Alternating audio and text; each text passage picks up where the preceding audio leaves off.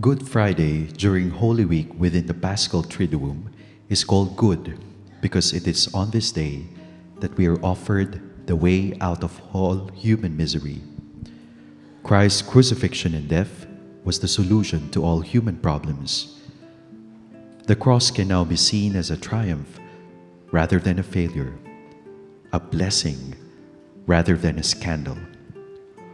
On the first historical Good Friday, Jesus uttered 7 last words, precious words that offer a guide for meaningful Christian living.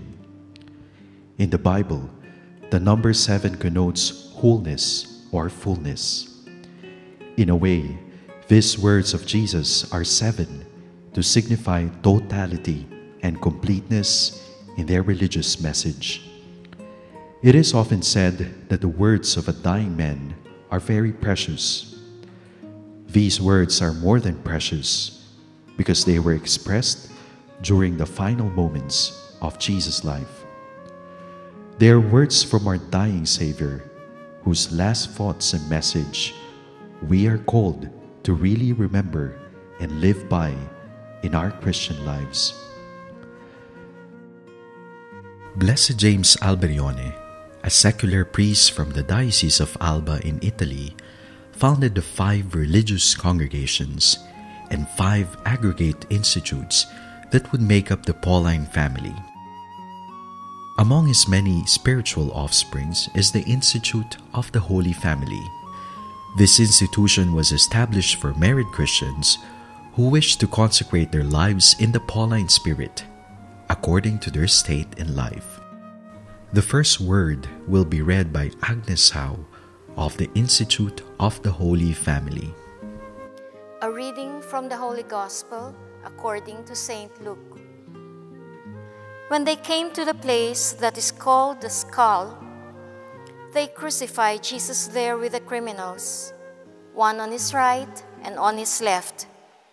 Then Jesus said, "Father, forgive them, for they do not know what they are doing."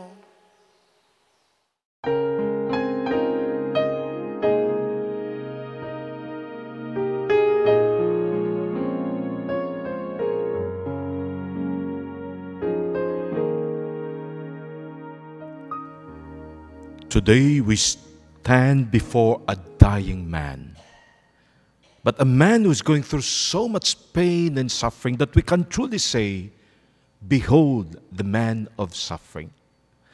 At habang pinanunood natin siya na nakahayubay sa krus, going through the death, agonizing death of a criminal, hindi lamang po yan ang kanyang dinaanan. It all began in the Garden of Gethsemane with the kiss of a traitor, the betrayal of a friend. Ang ating pinanunood ngayon ay ang sukdulan lamang ng ilang oras na pagpapahirap sa kanya. Where is the Peter who promised him na kahit ano man ang mangyari, buhay ni Pedrong itataya, wag lamang siyang masaktan? Asan yung mga taong inalagaan niya, pinagaling, ang mga taong to whom he had preached love? Reverberating in his ears even now are the shouts of "Crucify him." This was the man they crowned with thorns, they spat upon. This was the man they forced to drag a very heavy cross. This was the man they beat 40 times less one at baka mapupuruhan na. This truly was a man of suffering. Alam po ba natin na para sa mga Romano, kahit ano man ang kasalanan kanilang ginawa, ipinagbabawal that they die by crucifixion. Because the Romans know that crucifixion is one of the most painful of all ways of dying. And yet, here is the man who spoke about love, the man who came to heal, the man who went to sinners to forgive them, now dying that death. Totoo ang sinasabi nila that at that moment the sun almost disappeared in an eclipse. And the great orator of America, the Bishop Fulton Sheen, had a way of describing that, so poetic and yet so direct to the heart. And at that moment, the son hid its face in shame for what the creatures were doing to their Creator. Ang ganda sa Tagalog. At sa mga pagkakataon yun, ang buwan, ang araw ay nagtago sa hiya dahil sa ginagawa ng mga nilikha sa kanilang tagapaglikha. And as they watched him dying that painful death on the cross, they were not the only ones who were watching and jeering at him. The whole of heaven was watching. And the host of angels were all crying out to the Father, "Stop this! Hinto mo to! Why do you permit your son to be so treated that way? Cruelly being killed. Stop this! Just give a word! We will go as the army of heaven and destroy all of these people." Ang ganda daw ng sagot ng ama. I can stop this, but it will not be love. Alalahanin niyo ang mga katagang kanyang minsay binigkas in John 3:16. For God so loved the world, He gave us His only Son, not to condemn the world, but that the world might be saved through Him. Si John Allen Jr., na isa sa mga eksperto sa Vatican, was asked to define the pontificate nitong ating bagong Santo Papa, si Francis. Ano kaya para sa inyo ang magiging greatest message nitong kanyang papacy? And John Allen Jr., the expert that he is, quoted mismo si Pope Francis. And this is what he said.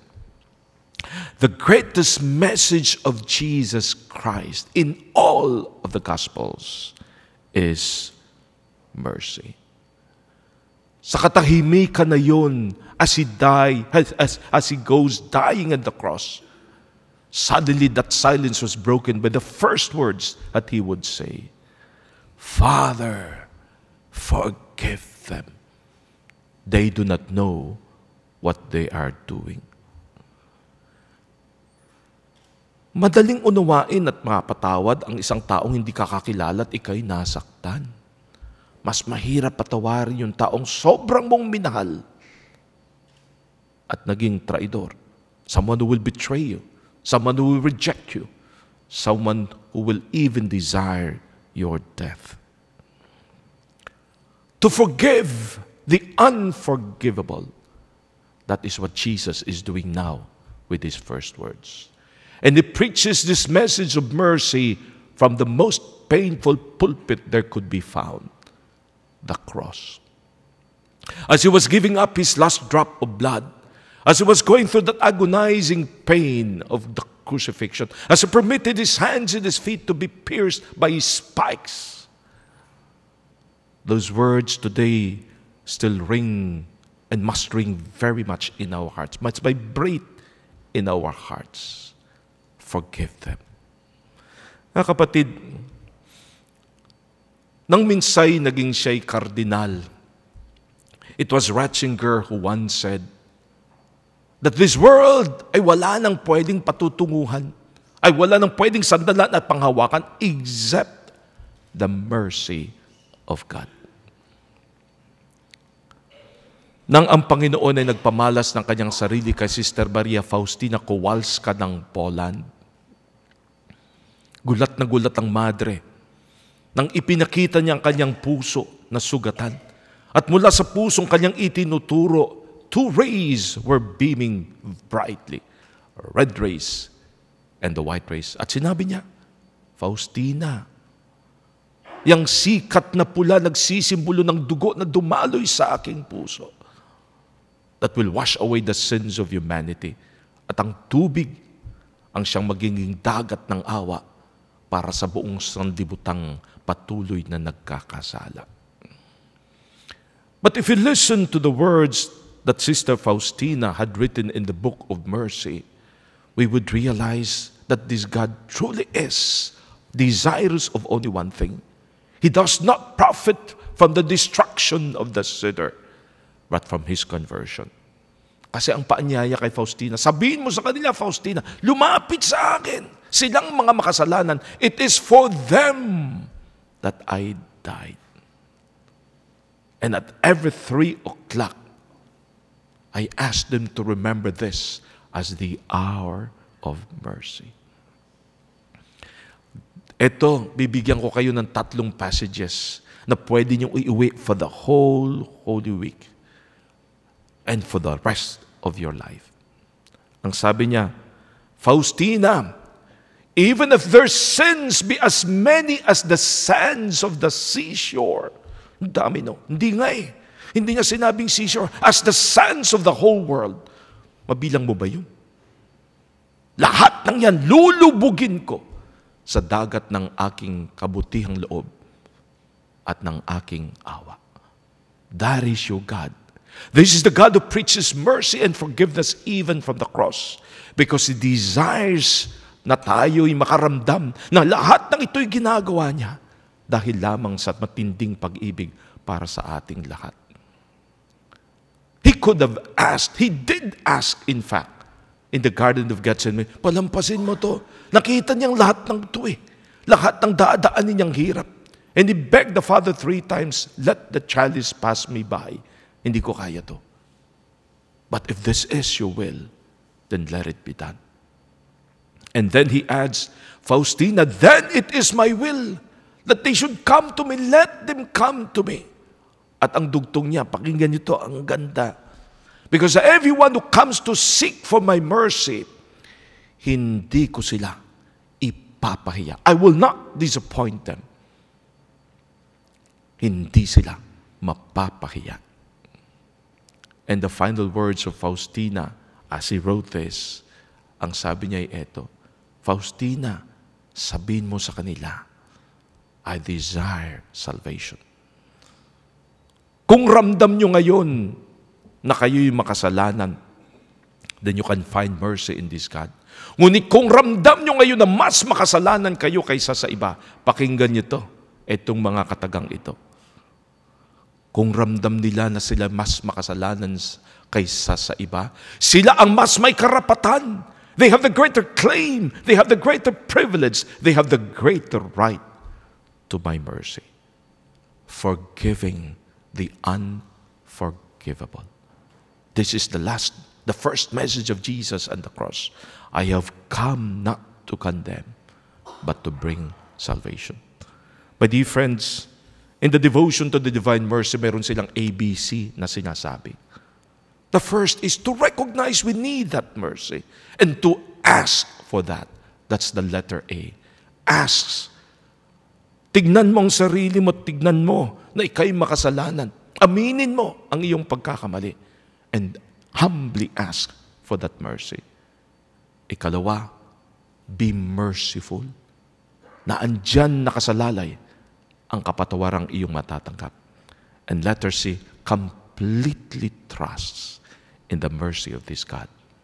No wonder we say the words, no? Jesu ofam tobie. That is the Polish word.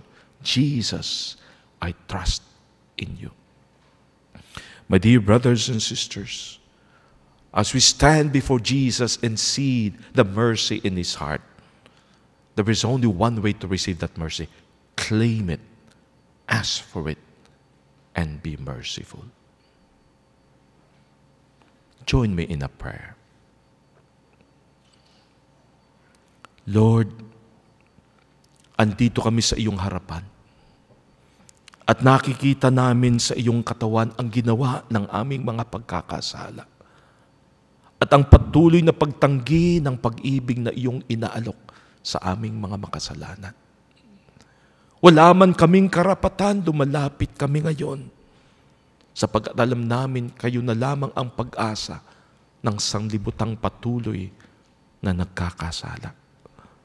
Today, we ask for your mercy. We claim the forgiveness you offer. We humble ourselves and declare, kung wala ka, wala kaming magagawa. As we listen to you now, preach the greatest of all your messages, mercy. We may become your merciful people. May we constantly realize that we indeed are a people forgiven and are asked to be forgiven. You once reminded us, if you only love those who love you, what merit is that in there? Do not pagans do the same? May your pains, may your agony, may the words that you speak touch my heart and make me forgiving and merciful. Amen. The second word will be proclaimed by Sister Maria Lourdes Bagalay of the Daughters of St. Paul.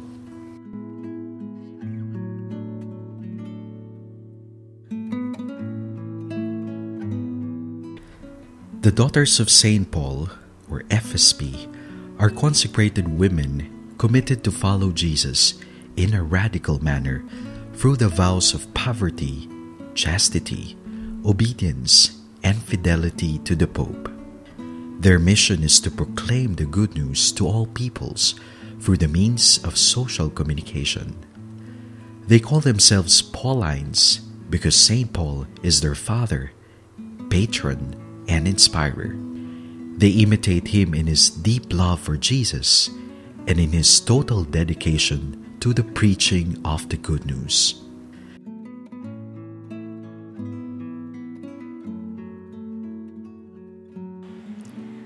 A reading from the Holy Gospel according to St. Luke. One of the criminals who were hanged there kept deriding him and saying, "Are you not the Messiah? Save yourself and us." But the other rebuked him, saying, "Do you not fear God, since you are under the same sentence of condemnation?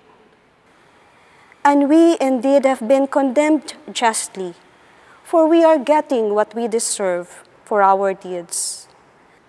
But this man has done nothing wrong." Then he said, "Jesus, remember me when you come into your kingdom." He replied, "Truly I tell you, today you will be with me in paradise." Kumusta na po kayo? Mabutit nasa isang malamig na lugar tayo, pero alam nyo sa ganitong mga panahon talagang mainit na, no, sa labas. And I would imagine kung paano talagang nagpapaypay ang marami kapag nagre-reflect sa 7 last words. Siguro yung init hindi lang sa labas, naiinitan din sila sa kanilang pag-iisip, no? Na-remember ko po yung init na yan kasi alam nyo, kapag ganitong mga Kwaresma, summer na siyempre, di ba? Yung aking po lola, yung pinakamamahal ko lola, yung nanay ng nanay ko at ang nanay ko ang kanyang kaisa-isang anak. No? This lola of mine would take me for the much-awaited vacation to Ilocos. Ayan. Kaya ako maitim no? Doon kami galing, no? Sa Ilocos. At yung mga panahong ganito, summertime, mainit, ito rin po yung mga panahon ng mga piyesta. Naku, malalaman ng edad ko kung nagkwento ako.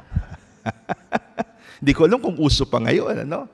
Pero alam niyo nung araw, basta't piyesta sa baryo, piyesta sa town, uso yung mga pabenepisyo, di ba? Yung mga karera sa pagkarena. Ayan, di ba? At isa sa mga awaited celebration ng piyesta ay ang koronasyon ng nagwaging reyna. Oh? At kailangan hihintayin yung mag-aalas 12 ng gabi para magkaroon ng koronasyon. At siyempre, bago yung koronasyon, paparada ang buong court ng reyna. May second princess, may first princess, uupo sa kabilaan ng stage, at pagkatapos ay hihintayin ang pagpasok ng reyna sa gitna. Mga kapatid, naalala ko ito kasi alam niyo palagi ko, parang ganito yung eksena ng Kalbaryo. Si Kristo ay inakusahan bilang hari ng mga Hudyo. No? Yan yung nakalagay na insignia o yung nakalagay na titulo sa taas ng kanyang krus. Oo, yung INRI na yan. Hindi po yan Ilocos Norte Region 1. Ayan po ay mga katagang nagpapahayag na si Jesus na taga Nazaret ay Rex. No? Rex. Hari ng mga Hudyo. At kung titignan natin, napaka-consistent po ng dramang ginawa ng mga Romans, ng mga religious leaders. Ang hari kailangan may korona. So linagyan nila ng korona. Tinik nga lang. Ang hari may setro. O pinahawak ng patpat para may setro. Ang hari kailangan nadadamitan ng isang pulang balabal. At ito rin ang ginawa nila kay Jesus. Ngayon sa kanyang pag-akyat sa krus, ang haring ito ay binigyan din ng dalawang makakasamang konsorte. Isa sa kanan, isa sa kaliwa. Ni-research ko ng konti itong bagay na ito and alam nyo, napaka-touching. Kinausap ko pa si Father Hill para magisigurado. Yung ating Bible scholar. Yung palang salitang ginamit para dito sa dalawang ipinako sa kabilaan ng Panginoong Hesus. Sa wikang Grego, ang salita ay kakorgus. Nang ibig po sabihin ay kriminal. Pero, kung ating susuriin ang mga naunang ebanghelyo, lalong-lalo ng ebanghelyo ni San Marcos na siyang pinakamatanda, at ang ebanghelyo ni San Mateo, kakaibang salita ang ginamit ng mga evangelist na ito about these two persons who were crucified on the right and on the left of the Lord. Hindi po kakorgus ang ginamit na salita ni Mateo at ni Marcos, kung hindi lestes, na ang ibig sabihin po ay robber, bandit, highwayman, Robin Hood style. Isipin nyo si Kristo, hari ng mga Hudyo, mapagmahal sa mahihirap, o di kumpleto ang kanyang supporting cast. Dalawang magnanakaw na Robin Hood style. Nagnanakaw din dahil sa pagmamahal sa mahirap. Ang hindi po siguro'y alam ni Pilato at ng mga leader Hudyo, etong ginagawa nilang laro-laro na ito kay Jesus was actually a fulfillment of prophecy.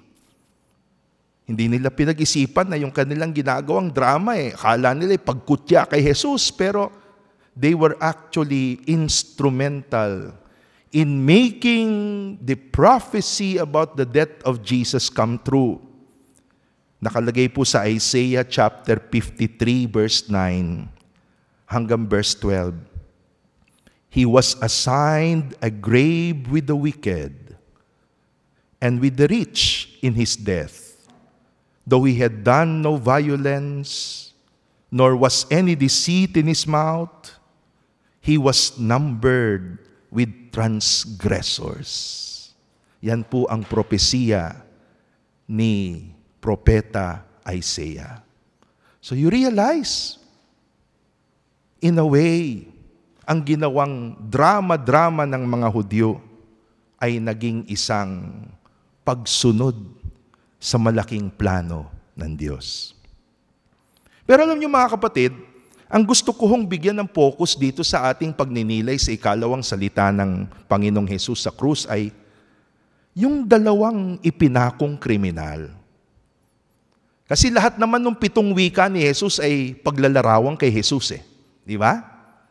Kaya lang ang pagkakaiba ng second word ay ito'y larawan ni Jesus kasama ang dalawang kriminal, ang dalawang Robin Hood style na magnanakaw.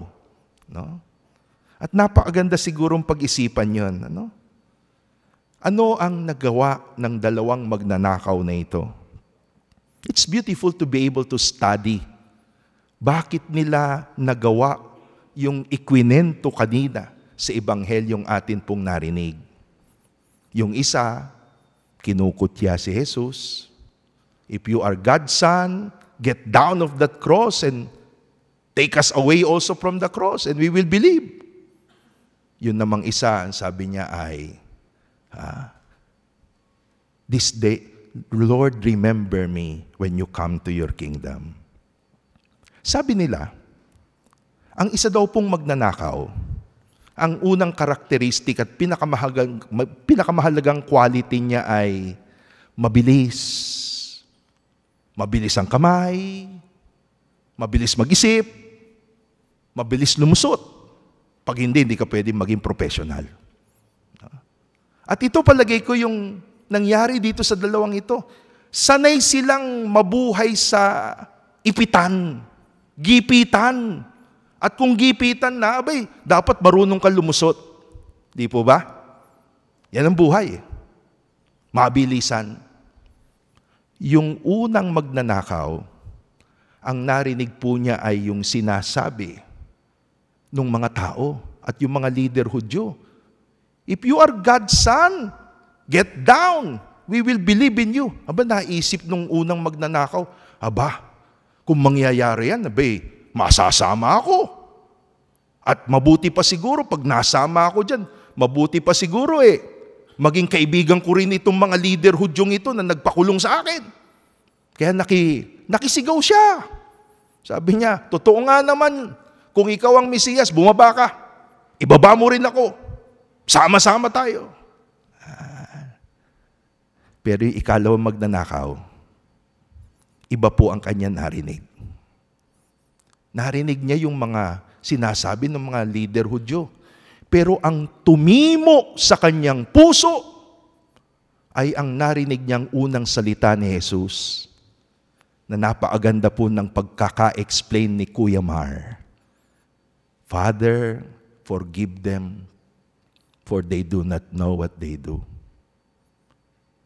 Sa gitna ng komplikasyon ng kanyang buhay, hindi niya alam kung maghihimala nga o hindi, mabuti pa sigurado.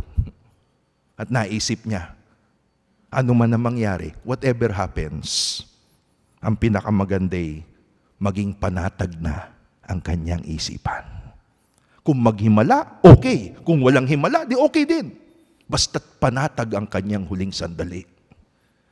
Kaya sinamantala niya ang sinabi ni Jesus. At ninakaw niya yung divine mercy yan na sinasabi ni Kuya Mar.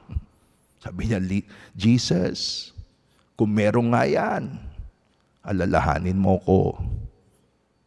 And the Lord says, this day you will be with me in paradise.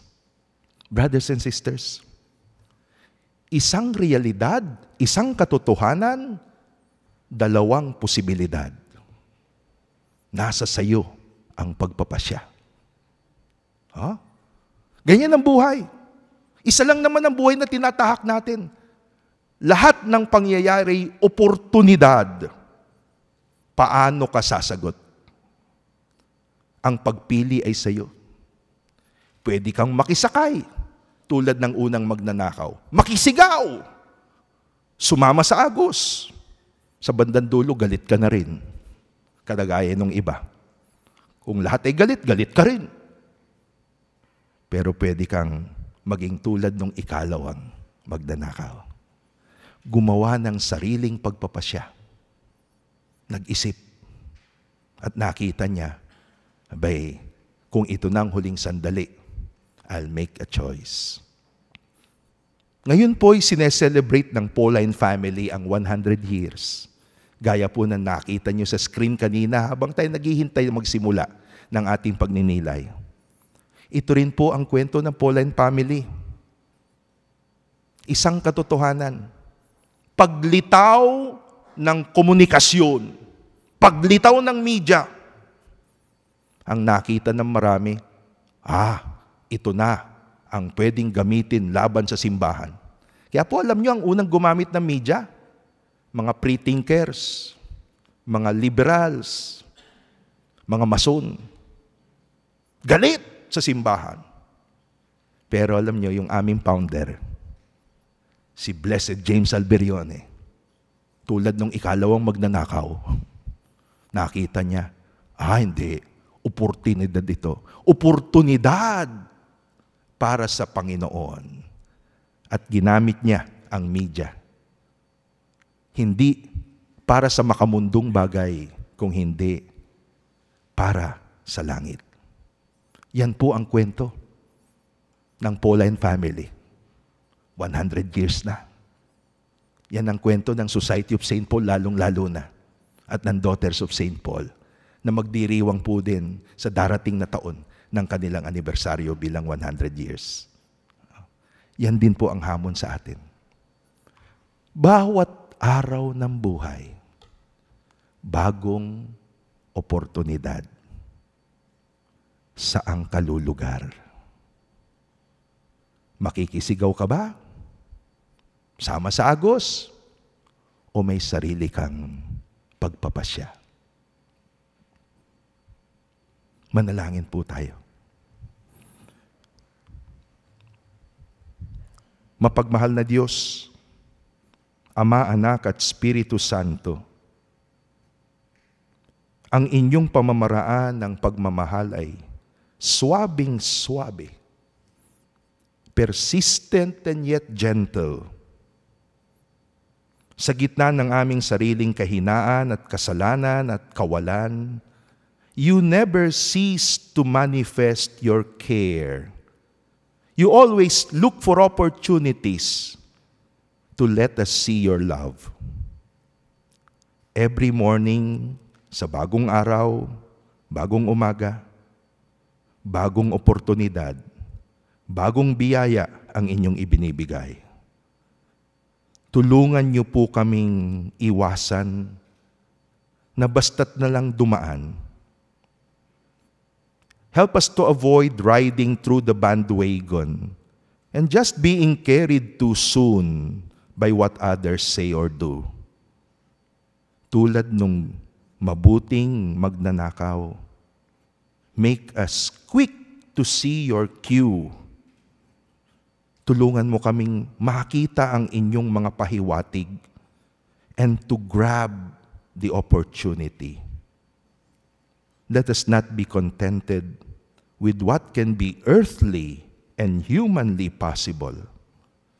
Sa lahat po ng oportunidad, let us see something deeper, something greater. You, eternity, paradise.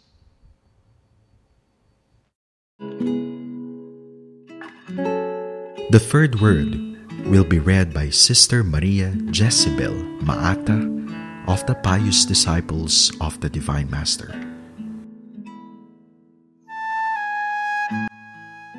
The Pious Disciples of the Divine Master, or PDDM, carry out the Eucharistic, priestly, and liturgical apostolate. The apostolate of the Pious Disciples of the Divine Master consists primarily in the witness of their life, which they are to foster through prayer and penance. With a contemplative spirit, they dedicate their whole lives to the adoration of Jesus, the Divine Master, present in the Eucharist, and as such, serve as the special powerhouse of prayer in the Pauline family.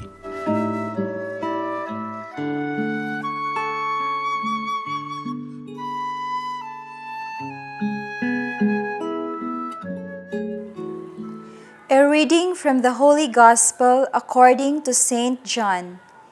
Standing near the cross of Jesus were his mother and his mother's sister, Mary the wife of Clopas, and Mary Magdalene. When Jesus saw his mother and the disciple whom he loved standing beside her, he said to his mother, "Woman, here is your son." Then he said to the disciple, "Here is your mother." Ang ikatlong wika ng ating Panginoong Hesus ay, sa aking pong palagay, ay Pinoy na Pinoy. Sapagkat narito at nangungusap ang isang anak para sa kanyang ina. Napakagandang isipin at napakagandang unawaing mabuti. Narito ang isang butihing anak na nagpapahalaga sa kanyang ina at sa kanyang magulang. Narito ang isang damdamin ng isang anak na talagang may pagmamalasakit sa kanyang magulang, sa kanyang ina. Alam ng ating mahal na Panginoong Hesus na ang kanyang inay nag-iisa na sapagkat naunang pumanaw ang kanyang amang si Jose. At ayon sa mga Hudyo, ang anak na lalaki, ang tatay yung tagagabay sa pamilya, ang magtataguyod sa kanyang ina at kung may kapatid. Ang panganay na anak ang magiging padre de pamilya. At sa katayuan ng ating mahal na Panginoon, sila na lang dalawa ng kanyang ina sa mundo. At mawawala pa siya. Alam ng ating mahal na Panginoon kung gaano katindi ang pinagdadaanan ng kanyang butihing ina. At kung kaya naman, bago siya tuluyang malagutan ng hininga, nagbitiw siya ng napakagandang pangungusap bilang paggalang, pagkilala at pag-alala sa kanyang ina. Babae, hayan ang iyong anak. At anak, hayan ang iyong ina. Itinatagubilin ng ating mahal na Panginoong Jesucristo ang kanyang butihing ina sa mabuting kamay ng kanyang anak ng kanyang alagad na si Juan. Alam ng ating mahal na Panginoon ang matinding pinagdadaanan ng mahal na inang Biren. At kailangan niya ng isang magbibigay ng lakas at katatagan. Ang pinakamatindi, ang pinakamahirap na kabanata at karanasan na mararanasan ng isang ina ay makitang namamatay ang anak at ilibing ang kanyang anak. Wala nang hihigit pang mas masakit na kabanata na matitikman ng isang ina higit dito sa sitwasyong ito.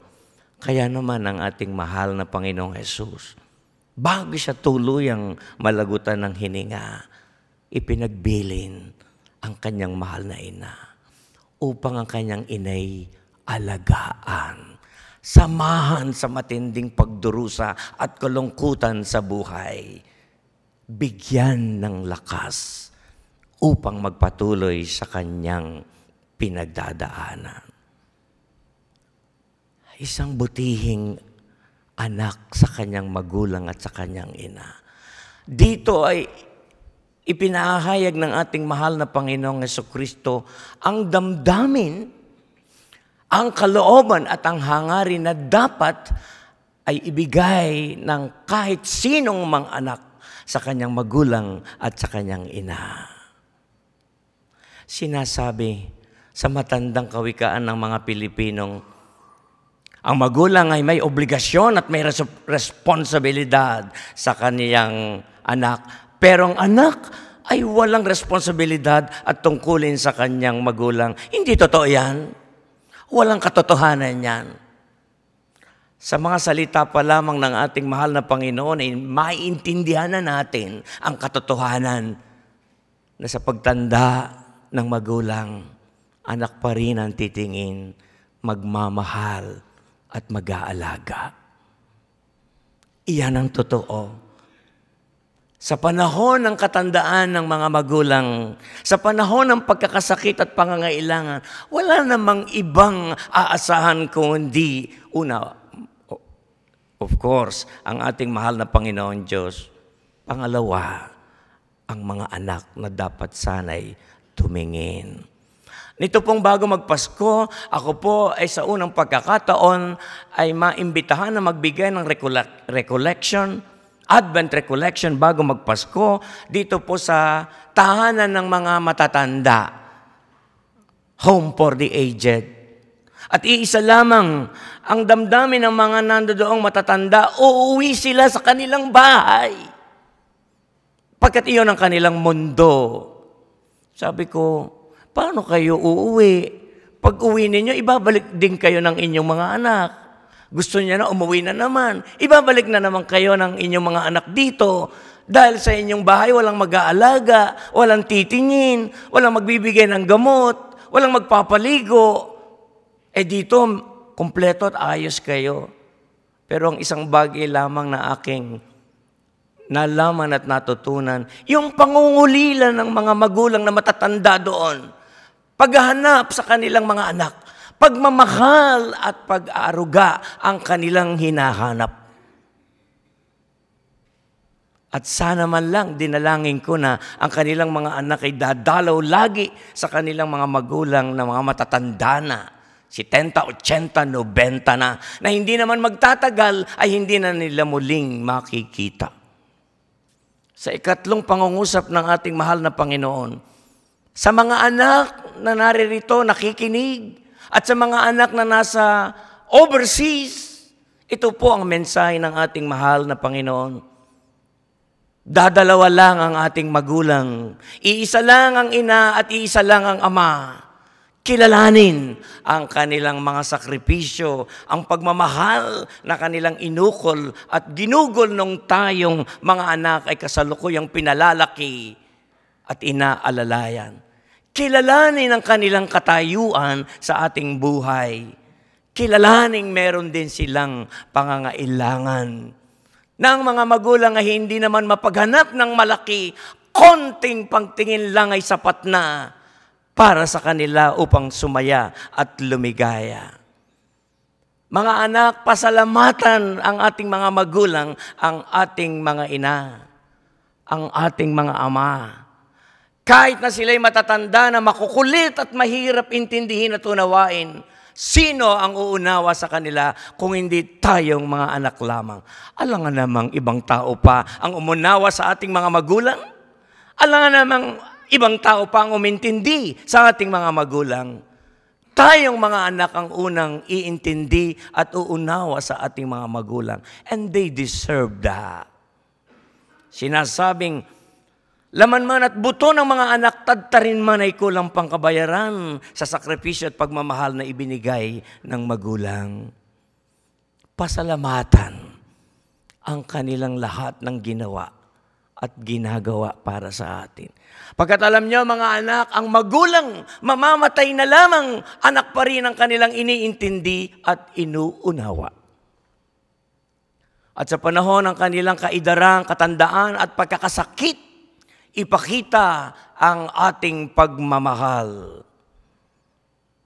Gawin at sikapin natin gawin ang lahat ng bagay na makapagpapasaya at makapagpapaligaya sa ating mga magulang, sa ating mga ina at ama, kung sila'y nabubuhay pa, sapagkat hindi habang panahon sila'y ating kasama. Nasabi ko po kanina na si Jesus ay parang Pinoy sapagkat ito ang damdaming Pinoy na mga anak sa kanilang mga magulang. Ang tunay na Pinoy ay nagmamahal, kumikilala at nag-aalaga sa kanilang mga minamahal na magulang. Minamahal kong mga kapatid, kaibigan at kakilala, nais ko pong magtapos sa isang napakahalagang mensahe para sa mga anak na nakikinig at nanonood sa kanilang mga telebisyon.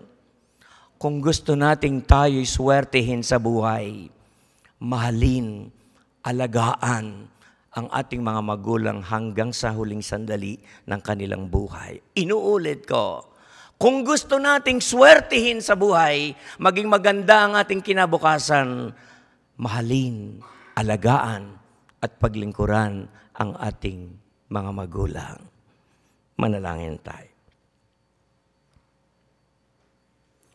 Mahal na Panginoon, tanggapin mo po ang aming pasasalamat sa pagbibigay sa amin ng mabuti at maaasahang mga magulang.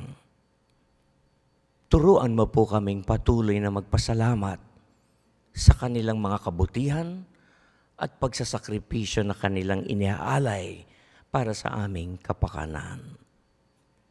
Turuan mo po kami at tulungan na hanggang sa huling sandali ng buhay ng aming mga magulang, ina at ama, kanilang maramdaman ang aming pagmamahal. Sapagkat pagdating ng panahon ng pagharap ng aming magulang sa iyo, ay sasabihin nila sa iyo, Panginoon, salamat Panginoon, pagkat kami iyong binigyan ng mabubuti at mapagmahal na mga anak. Amen.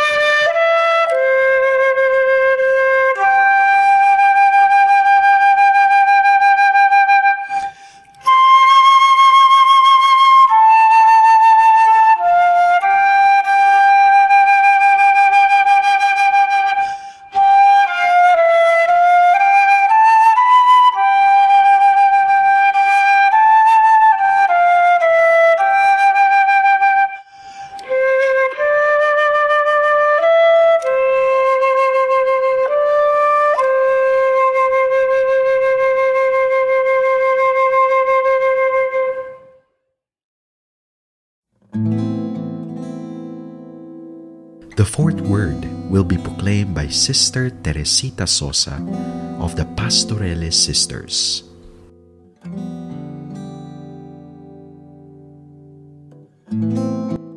The Sisters of Jesus Good Shepherd, or SGBP, popularly known as the Pastorales Sisters, was founded in 1938.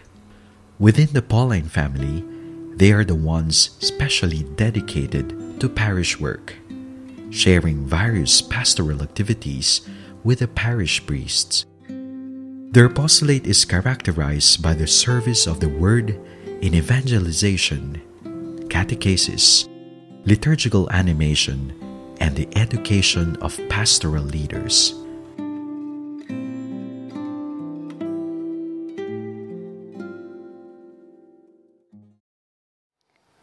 A reading from the Holy Gospel according to Saint Matthew. From noon on, darkness covered the whole land until 3 in the afternoon.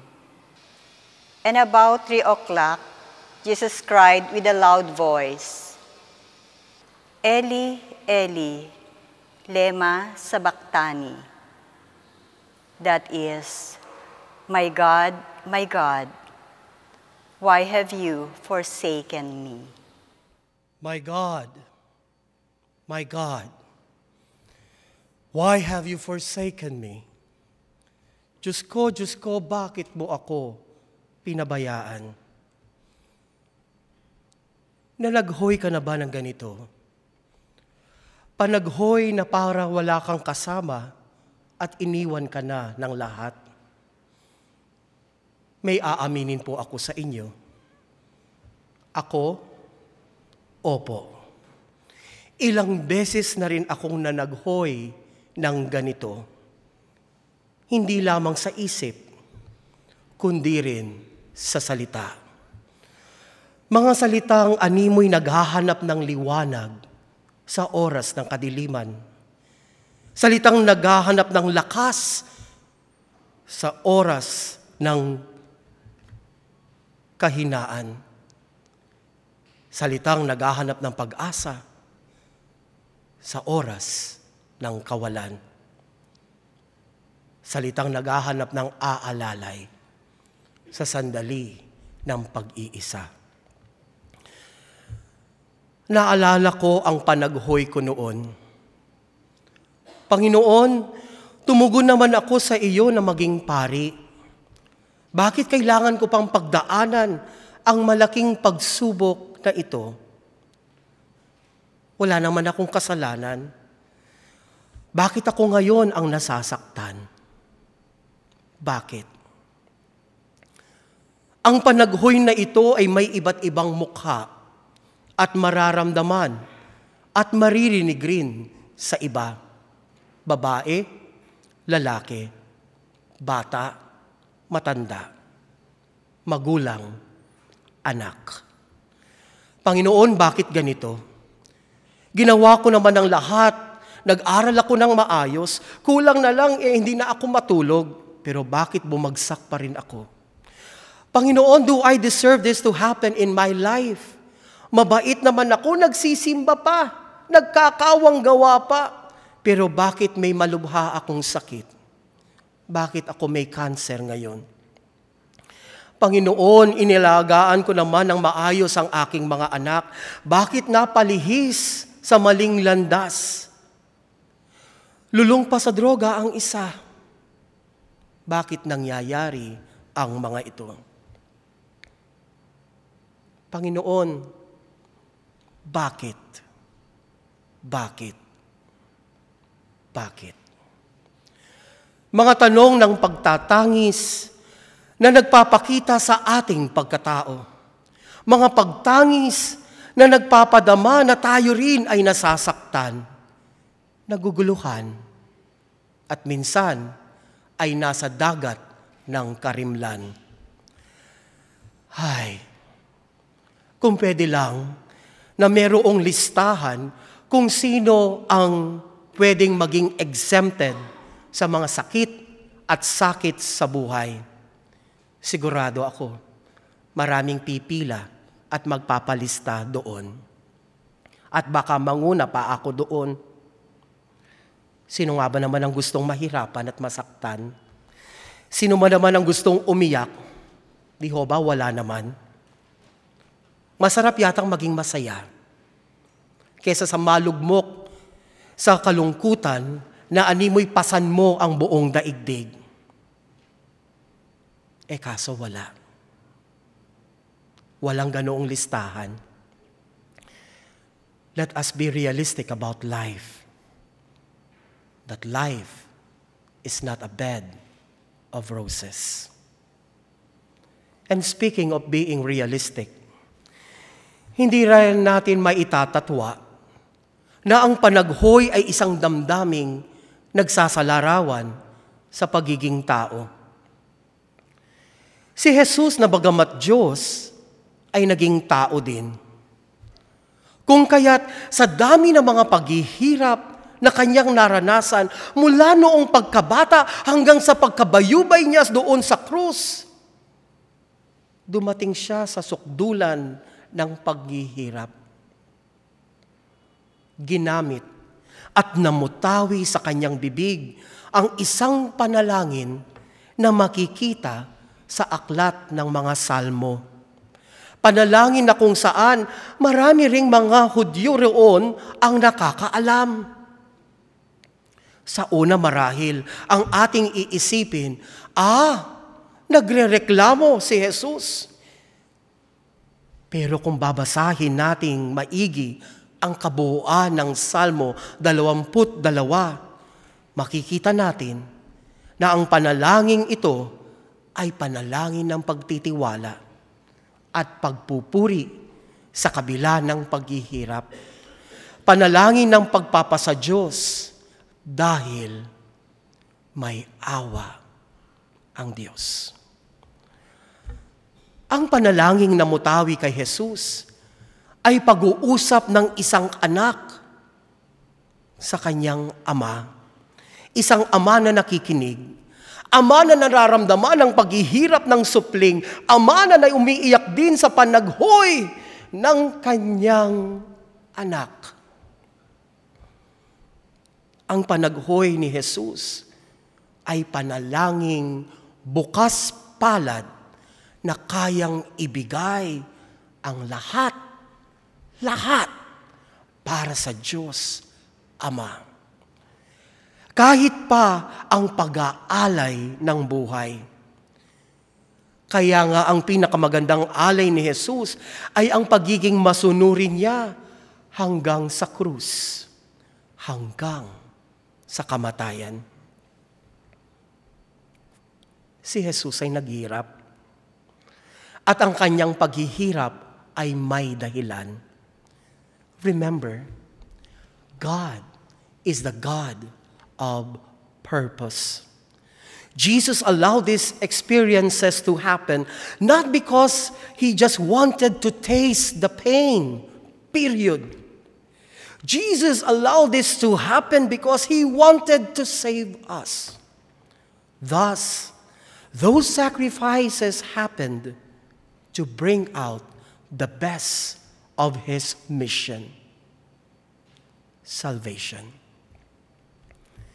Ito rin po ang mensahe na sinasabi sa atin ngayon, na anumang paghihirap ang ating mararanasan, magtiwala tayo sa Diyos. Opo, may mga pagkakataon na nararamdaman natin na parang walang umaalalay sa atin. It is like me against the world. Wala nang mapuntahan. Parang walang kakampi.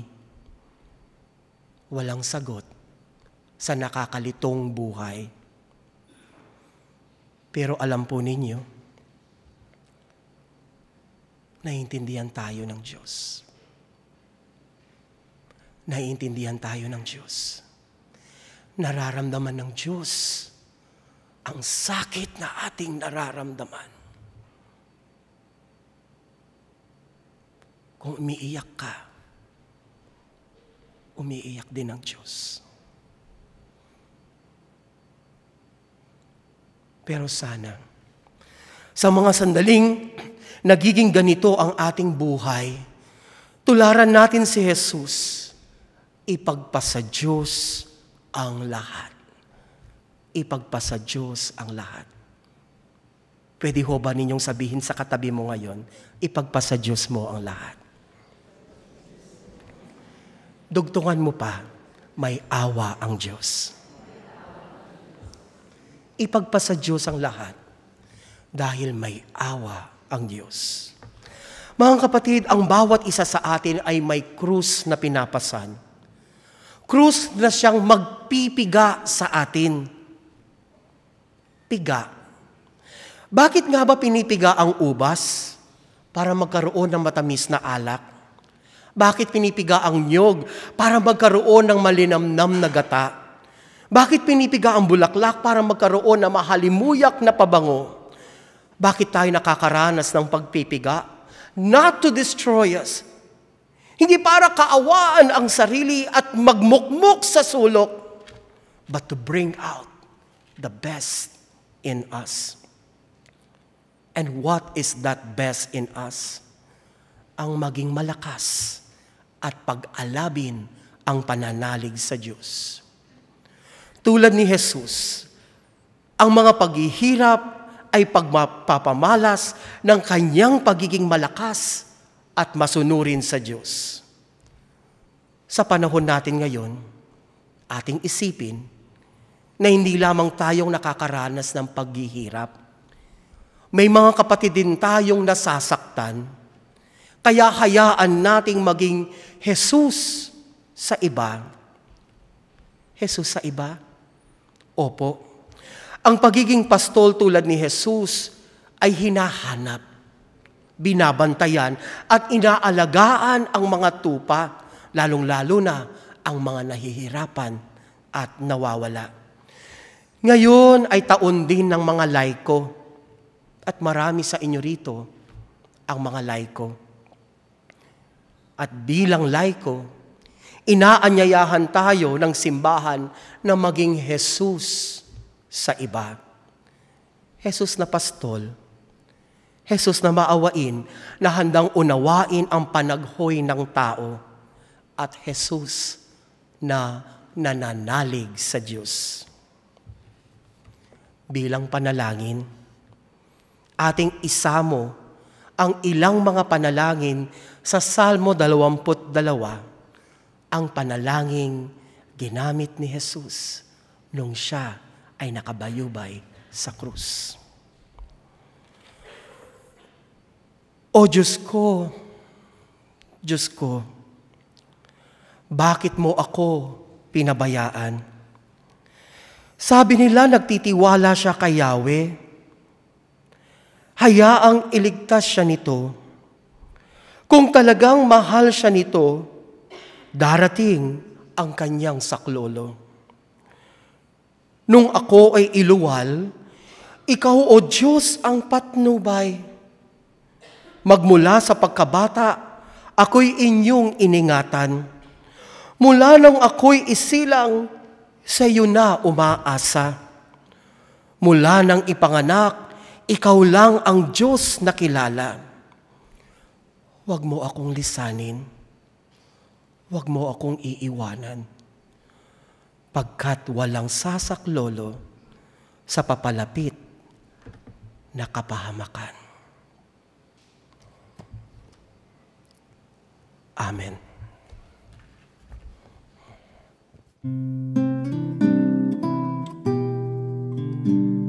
The fifth word will be read by Cleric Albert Garong of the Society of St. Paul.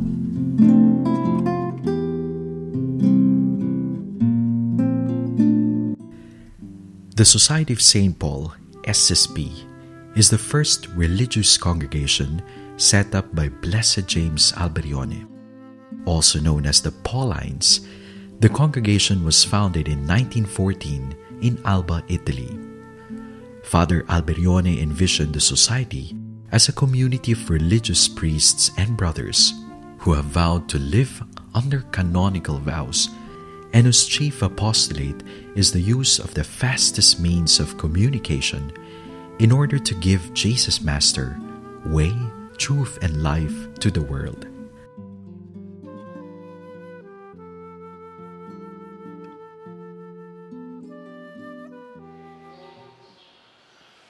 A reading from the Holy Gospel according to St. John. When Jesus knew that all was now finished, he said, in order to fulfill the scripture, I am thirsty. A jar full of sour wine was standing there. So they put a sponge full of the wine on a branch of hyssop, and he held it to his mouth. During the Festival of Families, a survey was conducted about a child being asked and made to choose who is most important for him, or more important for him, his father or his TV. And of course, that is a given question. But to the horror of everyone, the answer said, or rather the child said, that I prefer my TV over my father. And he was asked why. And he said, because my TV is there and he gives me company 24 hours a day. While I could not even see my father, I could not even feel his presence. Maliwanag doon sa hinaing ng batang iyon na siya ay nauuhaw sa pag-ibig, pagmamahal at pagkalinga at presensya ng kanyang ama.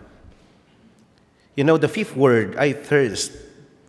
Inasmuch as being thirsty is a basic physical experience to survive, we cannot do away with water. In fact, it has become a very lucrative business, the water production. There is actually much more to it when the Lord said, I thirst. Notice that the Lord said this when everything has been accomplished. But hours before he was crucified on the cross, he had undergone so much pain and suffering.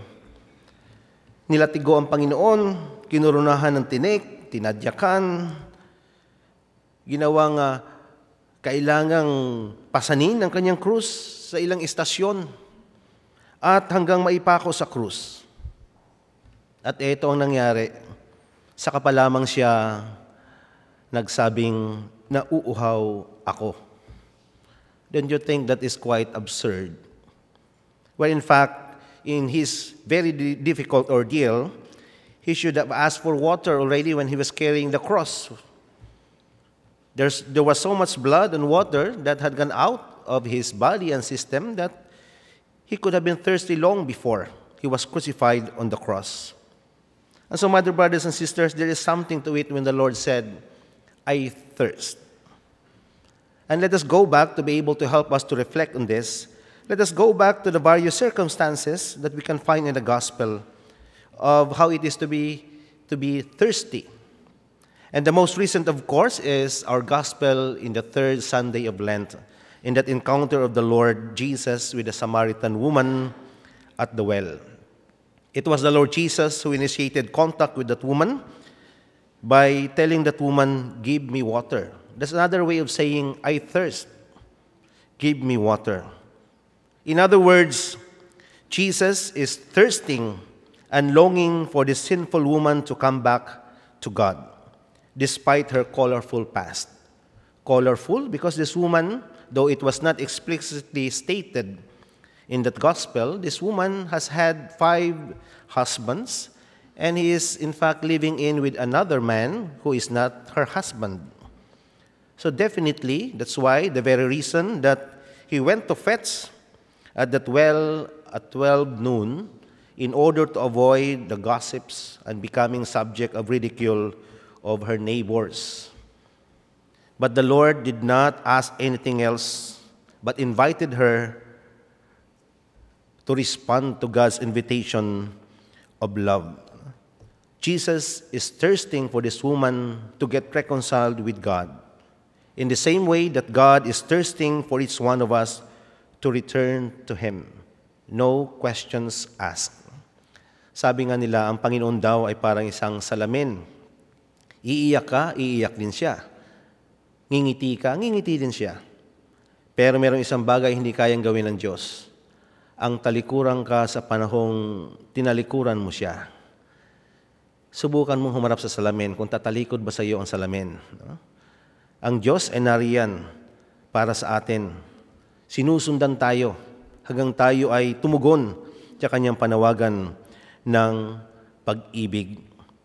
And elsewhere, in the Sermon of the Mount, we've heard Jesus said, "Blessed are those who hunger and thirst for righteousness." Blessed are those who hunger and thirst for righteousness. Righteousness being the perfect love relationship with the Father.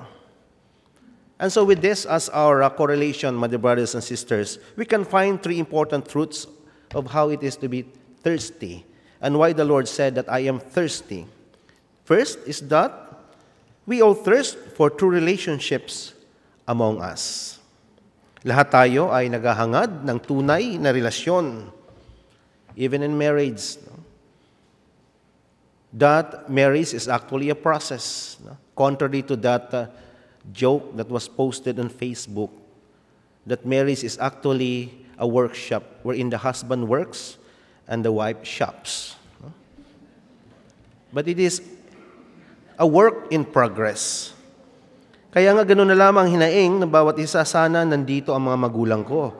Yan ang iyak ng isang anak na matagal nang inaasam-asam ang presensya ng kanyang magulang na kailangan kumayod sa ibang bansa.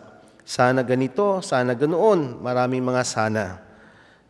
At sino nga ba ang hindi naghahangad ng isang ideal na relasyon sa mag-asawa, sa loob ng pamilya, nagmamahalan, nagkakaisa, masaya? We all look forward and we long for a perfect relationship. I thirst an ideal, harmonious relationship. Secondly, we also thirst for communion with God. Mother Teresa of Avila said this, nothing else suffices, only God suffices.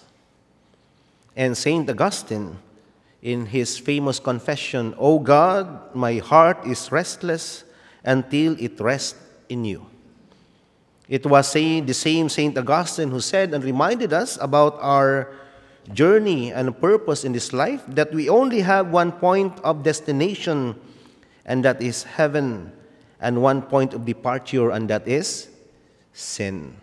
Isa lang ating patutunguhan, ang tayo makabalik sa kaharian ng Diyos. At isa lang ang dapat nating talikuran, ang kasalanan. Pangatlo, we all thirst for justice and freedom from oppression and enslavement. Politically, materially, morally, spiritually. And we all thirst for righteousness, especially this is all the more relevant in our times. With this pork barrel scams, this corruption around us, the wars and the chaos even in supposedly stable economies and countries like Syria for that matter, we are experiencing around us various injustice and oppression, especially against the poor, enslavement to material things. That everything will be right in our individual lives, in our community, in our country, in the whole world. You know, in effect, when the Lord said, I thirst, He was trying to tell us, look at me. This could not have happened. It should not have come to this.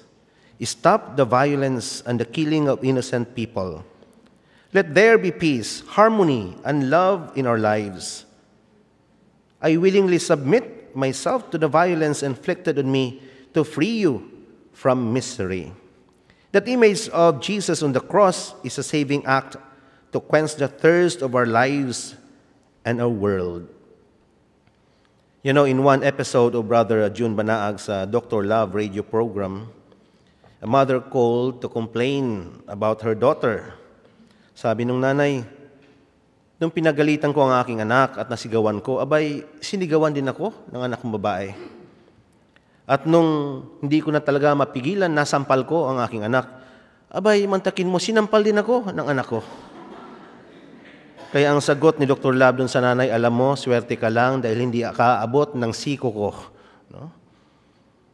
Sino sa palagay mo ang may kasalanan o bakit kaya nagkaganoon ang anak mo? May kasabihan, juvenile delinquency is parental delinquency. That's why I invite you this point, and I leave you this point for reflection. Where are my thirst leading me? Kasama sa ating intensyon ang pamilya na maaaring nakahiwa-hiwalay, dulot na rin ng sa tindi ng pangailangan. Pero hindi yan dapat magiging dahilan para magiging dysfunctional ang ating pamilya. Kailangan tayong magkaisa, nagmamahalan. Kaya para sa kanila, ito ang ating panalangin. O Panginoong Hesus, na nag-alay ng iyong sariling buhay para sa amin upang pawiin ang aming pagkauhaw sa isa't isa at sa iyo, gamitin mo ang aming pagkauhaw. Ito naway magdulot ng paghahangad at pagkilos sa tunay na relasyon sa aming pamilya, na bagamat kami nagkakahiwa-hiwalay dahil sa OFW phenomenon, hindi dapat ito maging hadlang tungo sa isang nagmamahalan, nagkakaisa, nagpapahalaga sa isa't isa, at masayang pamilya. Naway ang pagkauhaw na ito ay mag-udyok sa amin na ipaglaban ang tama at kumilos para magkaroon ng hustisya sa gitna ng katiwalian at karahasan sa aming lipunan. At higit sa lahat, naway paigtingin mo ang pagkauhaw namin sa iyo na unang umibig sa amin sa kabila ng aming pagiging makasalanan. Amen. The sixth word is to be proclaimed by Father Joselino Tuazon, first Filipino member of the Institute of Jesus the Priest.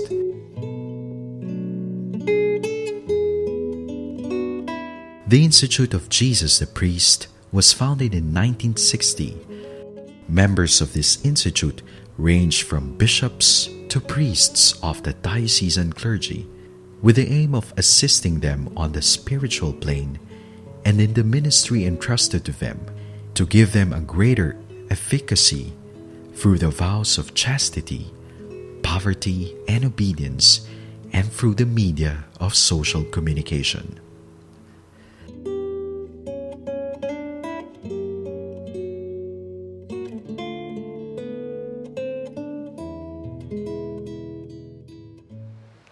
A reading from the Holy Gospel according to St. John. When Jesus had received the wine, he said, "It is finished." Then he bowed his head and gave up his spirit. It is finished. Tapos na. Kailan ba natin sinasabi na tapos na? At anong damdamin mayroon tayo kapag sinabing tapos na? Una, it may be said in the sense of relief. Ay, salamat. Tapos na. Pagpalagay natin halimbawa, isang babae at isang lalaki mag-asawa. At walang nagsasalita kung hindi yung asawang babae. At pagkatapos biglang tumahimik, ang sabi ng lalaki, ay salamat, tapos na. Bakit kaya natapos? Alam niyo, matalino rin po kasi yung asawang lalaki. Pagkatapos ng walang tigil na pagsasalita, binigyan niya ng malamig na tubig yung kanyang asawa. Ayun, napasmaan pa nga. Kaya tapos na. It's a sigh of relief. Tapos na. Ganon din po ang mga estudyante kapag tapos ng napakahabang mga thesis requirements, sabihin, ay, tapos na. Pero at the same time, hindi lang sense of relief ang tapos na. Ito rin ay meron ding diwa ng accomplishment. Kapag ang isang magulang nagsabing, tapos na ang aking anak. Wow! Yun ay napaka-proud ng magulang, tapos na ang aking anak. Kung tutusin, hindi naman siya nag-aral. Yung anak niya ang nakatapos. Pero sa kanya, tapos na, napaaral ko yung aking anak at nagtagumpay siya. No? A sense of fulfillment, accomplishment. Sa ganitong diwa din, mga kapatid, palagay ko, natin pwedeng tingnan ang sinasabi ng Panginoon, it is finished. Humanly speaking, pwedeng sabihin na a sigh of relief. Kayo nga po ang ilang oras na paghataw-hatawin, ipako sa krus. Finally, sabi mo, mabuti naman, tapos na. Ganyan po ang damdamin ng mga taong sa sobrang hirap. Gusto kong matapos na. Nandoon yung sigh of relief sa ating Panginoon. Mabuti naman, tapos na. Bilang isang tao, nagpapasalamat siya at tapos na rin ang sakit. Pero more importantly, when Jesus says it is finished, it is a statement of fulfillment. Natapos ko rin. Because from the very beginning, Jesus knew what He was about.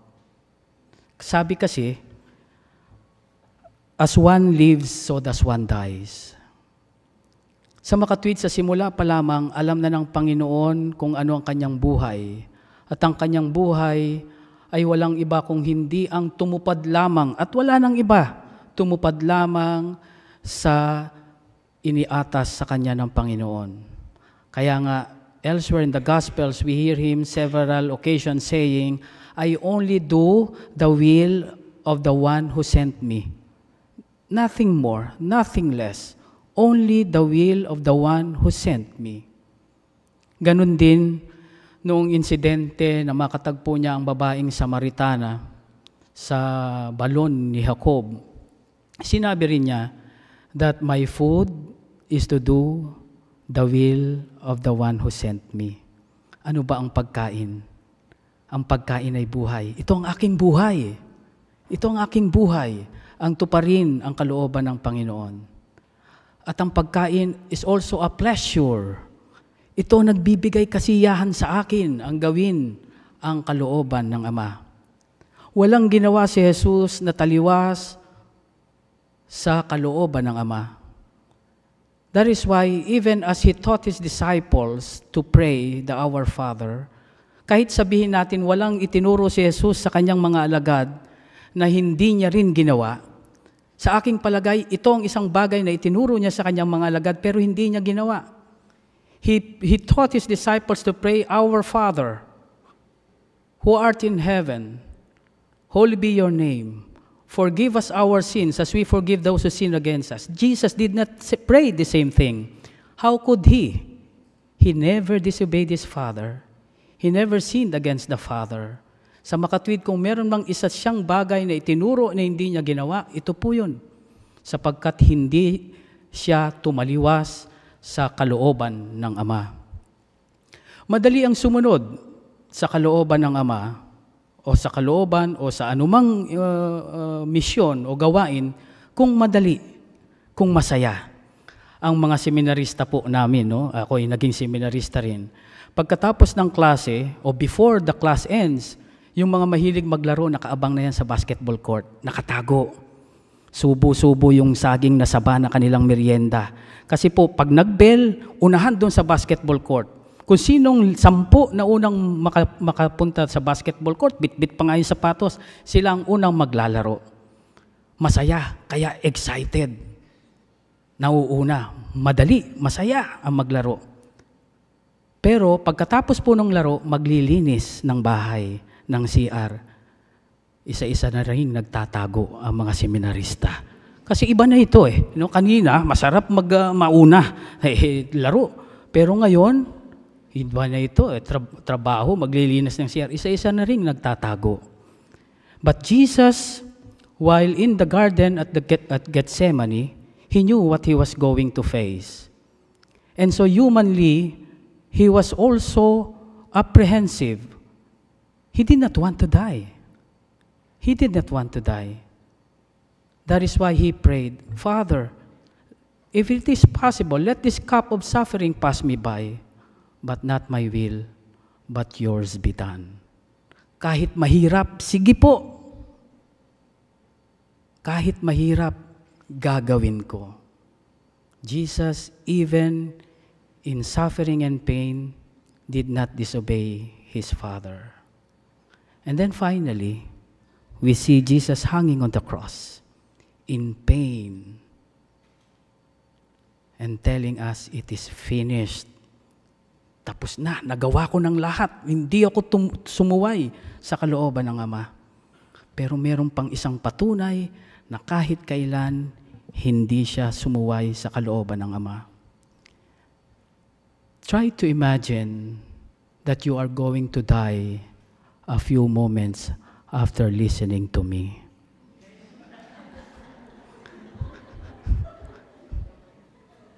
Please close your eyes.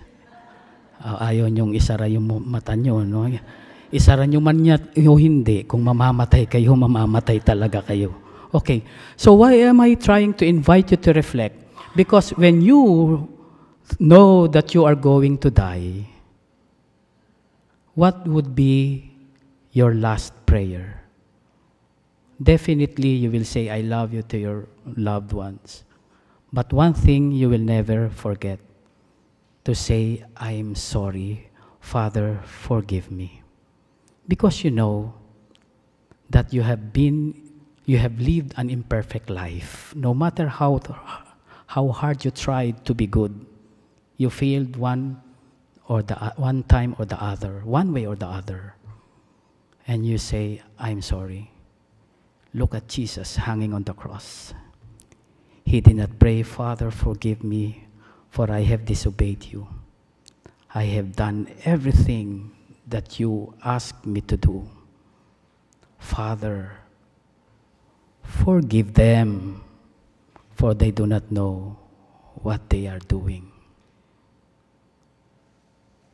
As Jesus lived, so Jesus died. He lived for God, and he died for God. He lived for others, and therefore his death also is for the salvation of many. That is why in the Last Supper he declared, this is my body which will be given up for you. My death will be for you. My death will be for your salvation. And now I have done everything. It is finished. I have accomplished what I was asked to do. And so, my dear sisters and brothers, let us pause for prayer and ask the Lord that in spite of the many trials and difficulties, we may be given the gift to follow only the way of the Lord.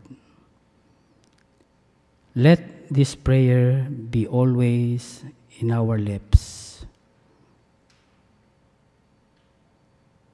Father,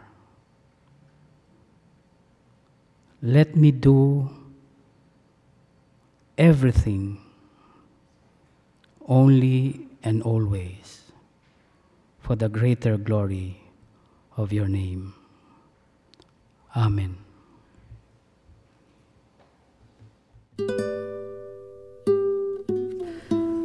The final word is to be read by Virginia Guarin of the Association of Pauline Cooperators in Pampanga.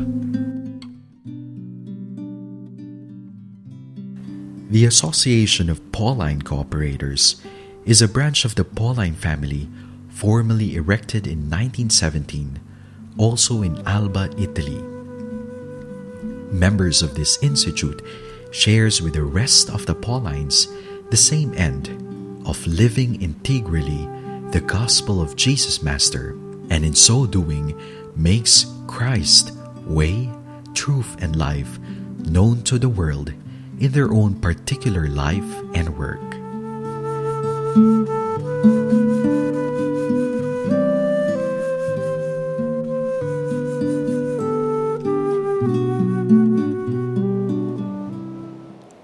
A reading from the Holy Gospel according to St. Luke.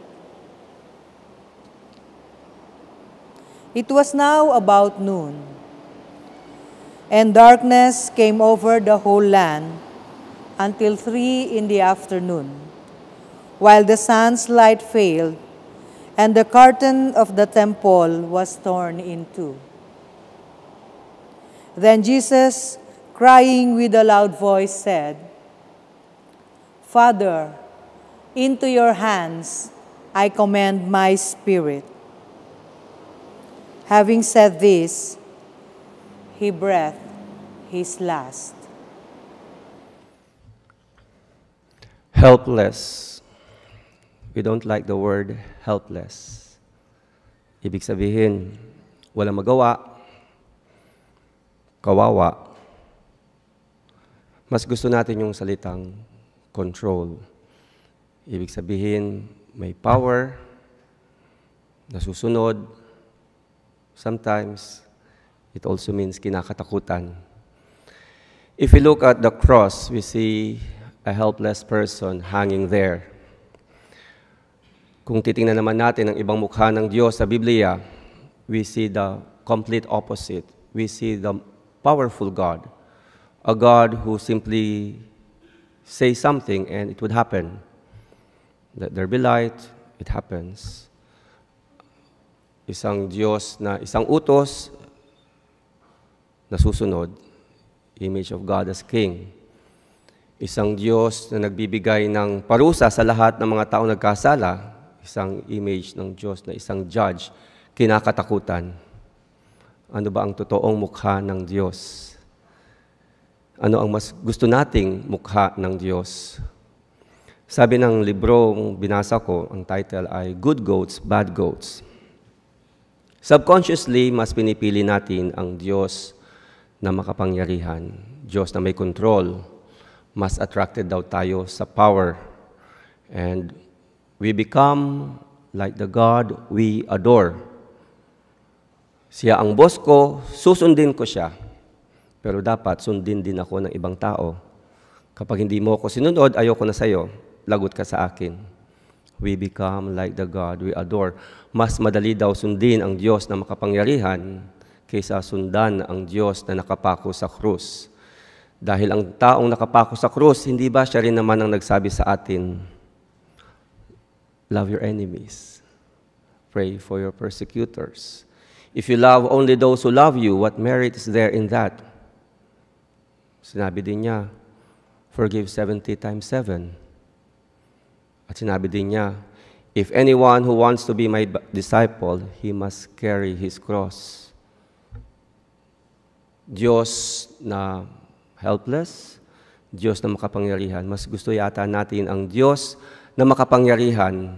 Total, ang Diyos na makapangyarihan, Diyos na pwede nating hingan ng kahit na ano. Pero ang Diyos na nakapako sa krus, ayaw nating maging helpless. Pero kung titingnan natin ang cross, sana tayo na sumasampalataya kay Jesus, hindi natin makita ang Diyos na helpless. Because that is not the face of God. Sana makita natin ang mukha ng Diyos na nagmahal, hindi Diyos na helpless. Sabi ng ibang writers, it's not the cross that kept Jesus on the cross. It was His love.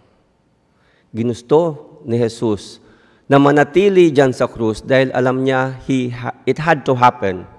Although aminin natin sa isang punto after the Last Supper, nung nagdadasal siya dun sa Gethsemane, natakot din ang Diyos. Sabi niya, Father, if it's possible, let this cup pass me by. Siguro sinasabi ni Jesus, let us save humanity the other way, the easier way. This is just too painful. In His humanity, He prayed that. He got afraid too, like all of us. But He knew it had to happen. The cross had to happen. Agad siyang bumawi. But not my will, but yours be done. And although, as we look at God as somebody most powerful, and at the same time, as somebody who is hanging on the cross, we should remember this. In saving all of us, God chose to use not His power. Instead, He chose to save us using His love, so that we will not imitate Him in His power, so that we will all imitate Him in His love for all of us. And I think that's the greatest difference between Jesus and His enemies. His enemies could love God with all their heart, with all their soul, with all their mind. And they could hate at the same time everybody else. But for Jesus, it was practically impossible. We cannot love God if we hate anyone at all. Diba sabi niya, if you are offering something to the Lord, and remember at the altar that somebody is against you, leave your gift to the altar and reconcile first. It was not the nails that kept Jesus on the cross. It was His love. He submitted completely to the will of the Father. He had to die on the cross. And before dying, I suppose for me, He said the greatest word He said. Father, into your hands I commend my spirit. Because those words perfected the obedience of Jesus. Those words reveal to us that everything that Jesus said and did was in obedience to the Father.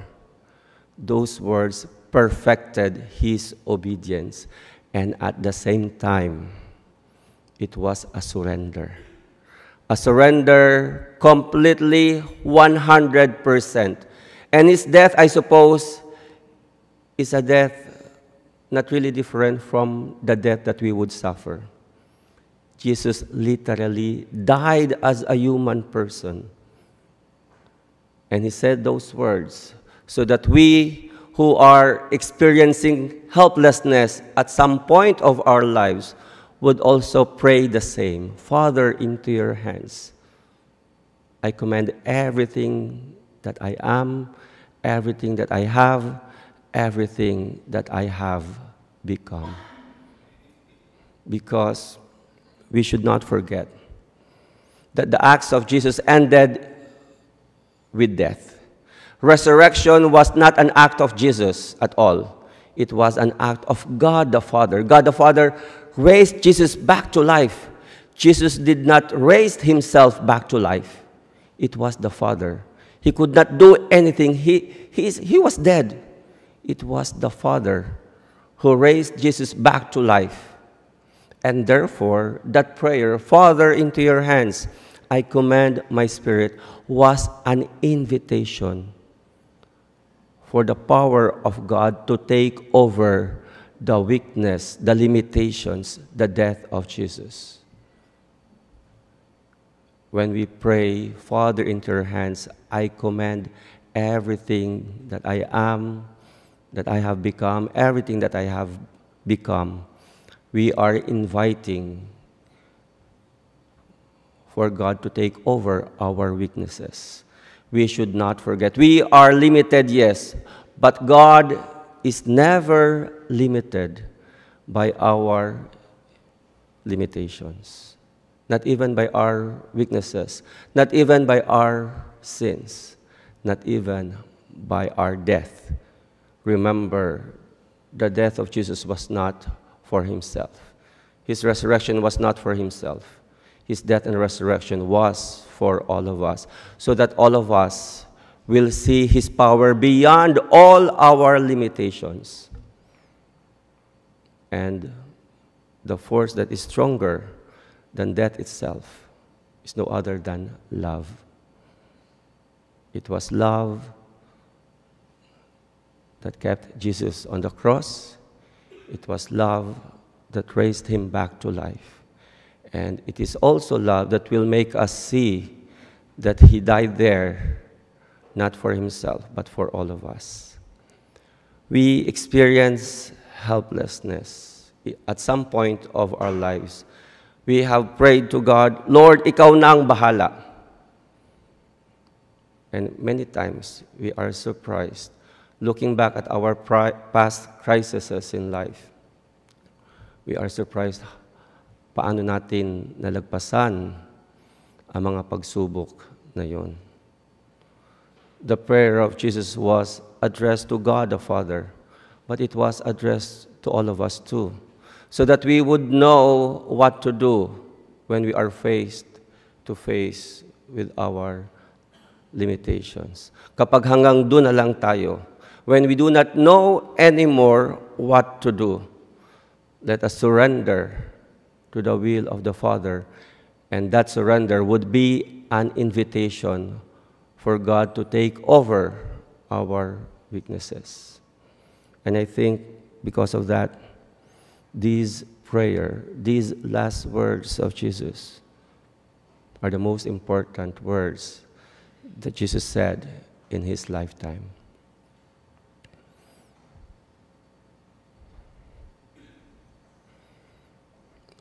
Let us pray.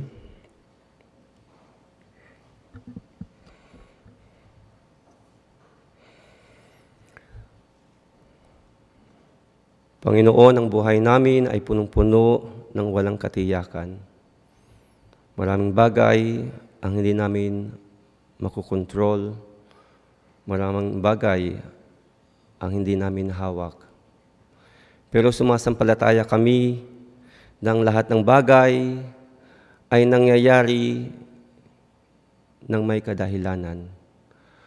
Maaaring hindi namin maunawaan sa ngayon ang mga paghihirap na aming pinagdaraanan. Hindi namin maunawaan kung bakit hindi namin matulungan ang aming sarili. Tulungan mo kaming ialay namin sa iyo pabalik ang lahat, ang aming lakas at kahinaan, lahat ng aming magagawa at hindi kayang gawin. Kilalanin nawa namin ang kapangyarihan mo. Kami na mahina, kailangan namin ng iyong lakas, ng iyong kapangyarihan. Naway makita namin ang kapangyarihan ng pagmamahal na nagpako sa iyong anak sa krus. At maramdaman namin ang kapangyarihan ng pagmamahal na nagbuhay sa Kanya.